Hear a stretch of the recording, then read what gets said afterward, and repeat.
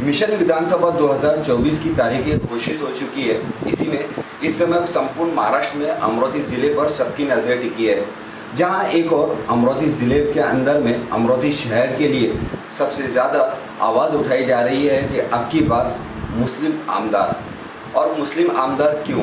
क्योंकि बीते कई वर्षों से अमरावती मुस्लिम बहुल क्षेत्र के ऐसे कट्टर कार्यकर्ता, दिग्गज कार्यकर्ता है जिन्होंने अपनी पूरी ज़िंदगी कांग्रेस को दे दी। लेकिन समय समय पर ये आवाज़ उठाई गई कि आखिर हमें क्यों नहीं मौका दिया जाता है। इसी संदर्भ में अमरावती शहर की एक नामचीन हस्ती एडवोकेट शोएब खान, जिनसे हम आज मुलाकात करने पहुंचे हैं, वो भी इस बार विधानसभा चुनाव लड़ने के लिए तैयार है और उन्होंने भी कांग्रेस में अपना नाम का आवेदन रख चुका है।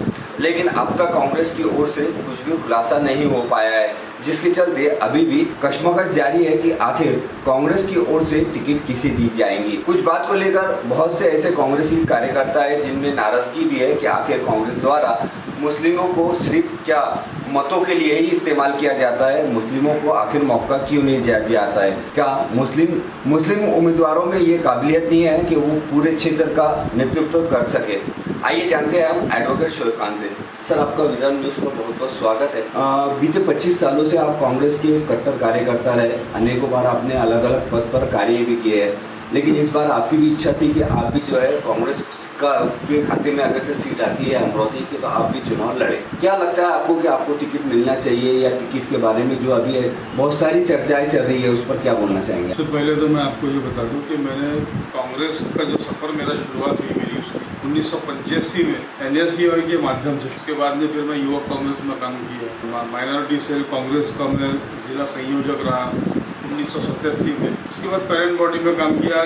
जब इलेक्शंस आए तब मैंने कांग्रेस का ईमानदारी से काम किया। और अगर आप ये सारी इसको देखेंगे, आप 1985 से अगर आप गिनेंगे तो 45 साल से मेरा कांग्रेस का सफर शुरू है। और हर दफ़ा जब भी यहाँ कांग्रेस जीती, मैं दावे से ये कह सकता हूँ, बल्कि मुझे इस बात का घमंड है, फक्र है कि यहाँ कांग्रेस पार्टी को हमेशा मुस्लिम समाज ने ही जीता है। अब ये काफ़ी समय हो गया है, मुसलमानों के अंदर आज तक कोई लीडरशिप पैदा नहीं हुई, उनकी आवाज़ उठाने वाला कोई, उनके मुद्दे उठाने वाला कोई। हर बार हमको हमारे मुद्दे लेकर, हमारी समस्याओं को लेकर दूसरों के पास जाना पड़ता। कभी कभी ऐसे भी मसले मसाइल आ जाते हैं कि जहाँ पर हमको हमारे ही लेवल पे करना पड़ता है।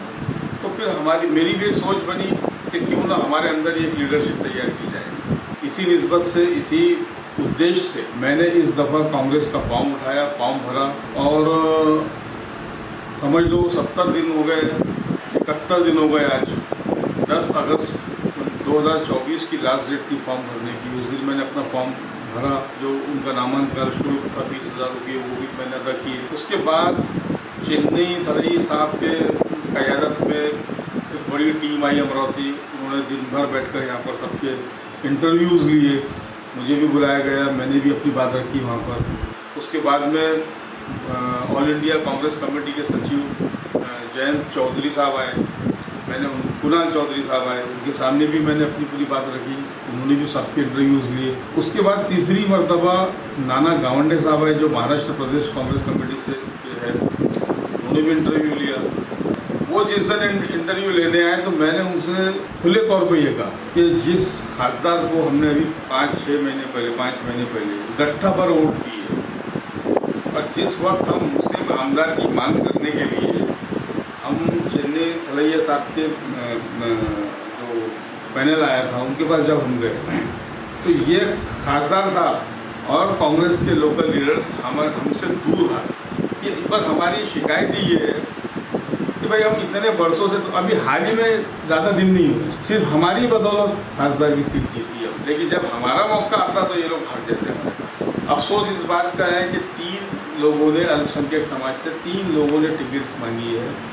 एक भी गैर मुस्लिम नेता शहर का इन 3 में से किसी के साथ वहाँ पर आके खड़ा नहीं हुआ कि भाई ये भी कांग्रेसी लोग हैं, ये भी वर्षों से हमारा काम कर रहे हैं, ये पार्टी के निष्ठावान लोग हैं, ये इनमें से किसी एक को टिकट दो। उनके अंदर इतनी भी हिम्मत नहीं है आगे हमारे साथ खड़े रहने, और वो ये तवक्को करते, वो ये उम्मीद करते कि हमने गट्ठा भर के उनको वोट देना। मेरा तो ये सवाल है कि ये जो लोग हैं लोकल लीडर्स, अब ये अमरावती के पश्चिमी क्षेत्र में जाके कौन से उनसे वोट मांगेंगे? क्या अधिकार है इनको वोट मांगने का, जिनके अंदर इतनी हिम्मत नहीं है कि किसी एक मुस्लिम कैंडिडेट के साथ खड़े रहकर उसकी हिमायत करने की जिनमें ताकत नहीं है।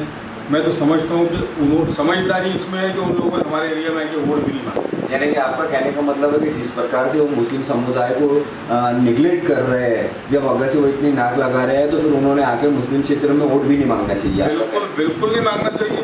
जब आप चाहते ही नहीं है कि यहाँ से कोई माइनॉरिटी का कम्युनिटी से कोई इलेक्शन लड़े, तो आपको क्या हक बनता हमारे वोट मांगने का? बिल्कुल नहीं मांगना चाहिए। और एक लंबे समय से मैं देख रहा हूँ कि मुसलमानों को, खासतौर से पश्चिमी क्षेत्र के लोगों को वोटर बना के रखा नहीं है। जब भी कोई बड़ा प्रोग्राम होता है, एक आध आदमी को ये स्टेज पे बिठाते हैं, बाकी सारे लोग यही बैठते हैं। अब आप एक नहीं, दो नहीं, 10 इलेक्शंस के रिजल्ट आप निकाल लो जहाँ कांग्रेस जीती है अमरावती ज़िले से, उसमें 50% से भी ज़्यादा वोटिंग परसेंटेज जो है, प्रतिशत जो है वो मुसलमान है। लेकिन जैसा भी आपने इसके पहले एक सवाल किया, लेकिन जब निधि आती है 10% हमारे इलाके में लगाई जाती है, 90% वो इलाकों में लगाई जाती है जहाँ से उनको 30% और 40% हो जाता है। अब ये कैसा है, हमारी कम्युनिटी का एक अजीब सा मामला है। वोट देने के बाद में 5 साल अपने काम धंधों में लग जाते हैं, क्योंकि हमारा मजदूर तबका है। हमारे यहाँ लोग काम धंधा करने वाले लोग मजदूरी तबका है। तो ये लोग ये सोचते हैं कि चलो भाई अपन ने वोट दे दिए, कम से कम अपन ने जातिवादी पार्टियों को अपन ने दूर रख दिया, हमारा काम हो गया। ये बाकी विकास के जो मामले हैं, बेरोजगारी के जो मामले हैं, शिक्षण क्षेत्र जो हमारे एरिया में जिसमें हम लोग बहुत पिछड़े हुए हैं, कभी इन लीडर्स ने इस ताल्लुक से हमारे इधर कभी ध्यान नहीं दिया। अभी थोड़ा बहुत हमारे इधर ध्यान दे रहे हैं। हमारी जो सुलभ पड़ गई थी पिछली आम तक, उन्होंने थोड़ा बहुत उधर किया है। मैं जो जिसने किया है मैं उसका नाम लूँगा, लेकिन फिर भी जो हमको उम्मीद थी, जो हमारा एक टारगेट था, वो अभी हो नहीं पाया है। तो यानी हमारे वोट इनको चाहिए, लेकिन जब निधि आएंगी तो वहाँ पक्षपात होगा, वहाँ लगाई जाएगी जहाँ से उनको वोट देना है। इन सभी के बीच में एक बात ये भी तो है कि जिस प्रकार से अगर से मुस्लिम पश्चिम क्षेत्र में जो है ये आवाज़ उठाई जा रही है कि आपकी बात मुस्लिम आमदार, यदि अगर से सभी को अवॉइड कर सुनील देशमुख को टिकट मिलती है, तो अगर से फिर आप लोग किसको वोट करने के लिए कहेंगे? क्या आप बीजेपी को वोट करने के लिए कहेंगे, या फिर आप कोई अपना निर्दलीय उम्मीदवार इस बार खड़ा करके ये जताना चाहेंगे कि देखिए हमारे पीछे हमारी कम्युनिटी का कितना बड़ा सपोर्ट है? ये देखिए, ये जो सारी बातें जो है ना, ये जब तक टिकट डिक्लेयर नहीं, जैसे आप बोले ना डॉक्टर सुनील देशमुख साहब को अगर टिकट डिक्लेयर हो गई जी, ये उसके बाद हम लोग बैठेंगे जी।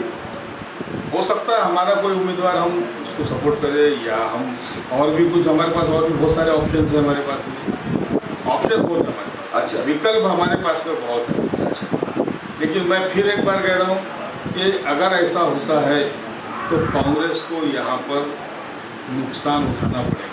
कहीं ऐसा आपका कहने का मतलब ऐसा तो नहीं है कि अगर से कांग्रेस ने नहीं किया तो आपके पीछे बहुत सारे जो पक्ष है जो इस समय मुस्लिम क्षेत्र के अंदर में इच्छुक है कि वो अपना उम्मीदवार खड़ा कर सकते हैं?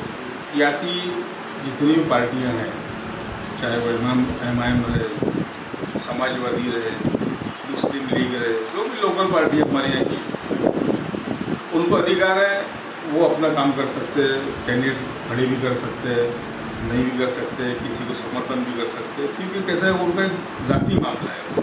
वो पार्टी लेवल पर अपनी रणनीति तैयार करेंगे। मैं उनके मामले पर कभी ना बोलता हूँ, ना मैं बोलना चाहूँगा उनके मैटर में।